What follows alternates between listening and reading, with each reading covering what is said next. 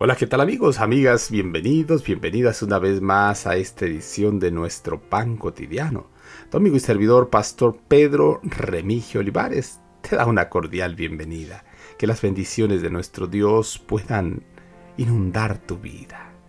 Cariñoso Padre, en este momento suplicamos con toda humildad esa luz que viene del cielo y que puede alumbrar nuestro camino. Lámpara es a nuestros pies tu palabra y lumbrera a nuestro camino. Quédate en nuestros corazones en el nombre de Jesús. Amén, amén y amén.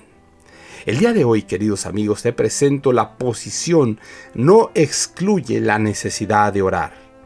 Te ruego, oh Jehová, esté ahora atento tu oído a la oración de tu siervo y a la oración de tus siervos quienes desean reverenciar tu nombre. Concede ahora buen éxito a tu siervo y dale gracia delante de aquel varón. Nehemías capítulo 1, versículo 11. Nehemías, uno de los desterrados hebreos, ocupaba un cargo de influencia y honor en la corte de Persia. Como copero del rey tenía libre acceso a la presencia real, y en virtud de esta intimidad y gracias a sus dotes personales y su fidelidad, llegó a ser el consejero del monarca.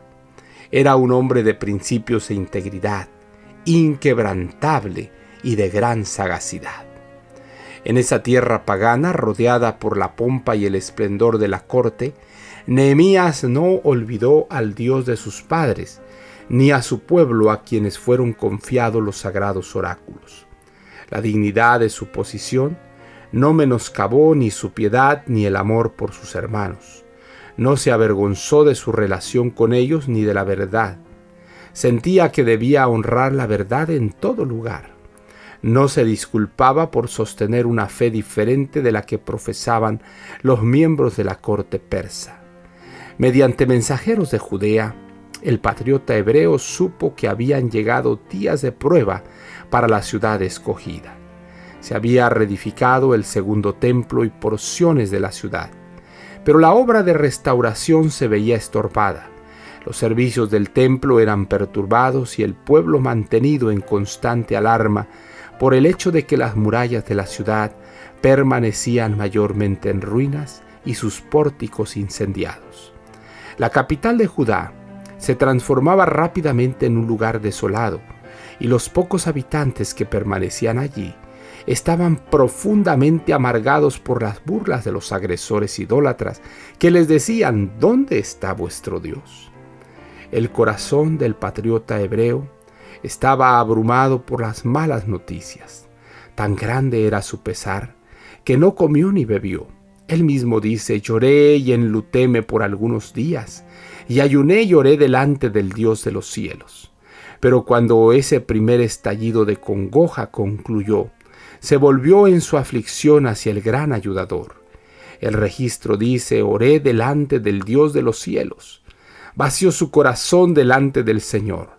Sabía que la aflicción que había venido sobre Israel era el resultado de su transgresión, y con profunda humillación se presentó delante de Dios para pedir perdón y suplicar la renovación del favor divino.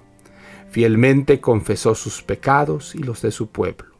Aferrándose a la fe y a las promesas divinas, Nehemías puso en el escabel de la misericordia celestial su petición delante del Señor para que sostuviera la causa de su pueblo penitente, restaurara sus fuerzas y reconstruyera sus lugares asolados.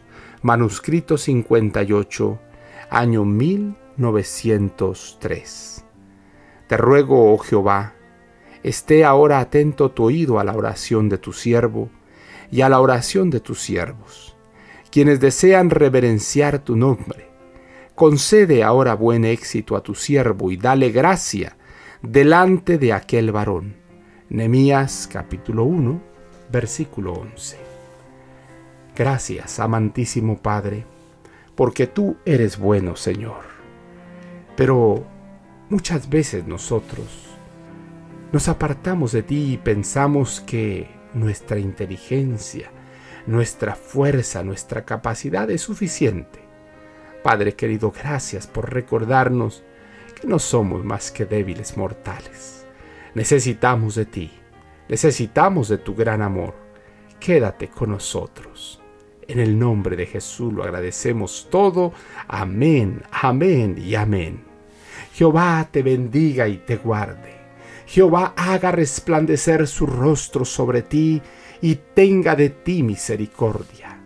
Jehová alce a ti su rostro y ponga en ti paz. No lo olvides, conserva una sonrisa en tus labios, una oración en la mente y una canción en el corazón. Hasta la próxima.